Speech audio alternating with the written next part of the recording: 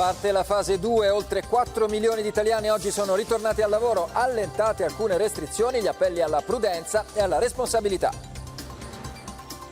Ripartenza nelle grandi aree urbane, aumenta il traffico delle auto, criticità alle fermate dei mezzi pubblici, rigidi controlli nelle stazioni. 174 morti in un giorno, il dato più basso da oltre un mese. Diminuiscono i malati. Da oggi test sierologici per i primi 150.000 italiani.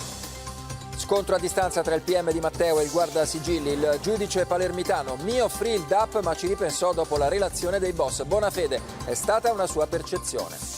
Il calcio riparte a piccoli passi. Oggi al via gli allenamenti individuali del Sassuolo. Domani sarà la volta di Juventus e Inter, ma non si placano le polemiche.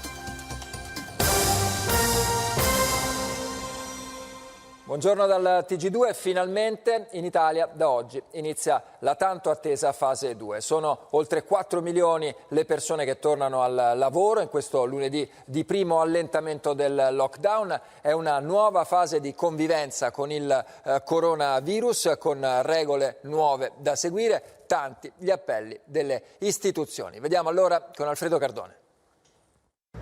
Gli italiani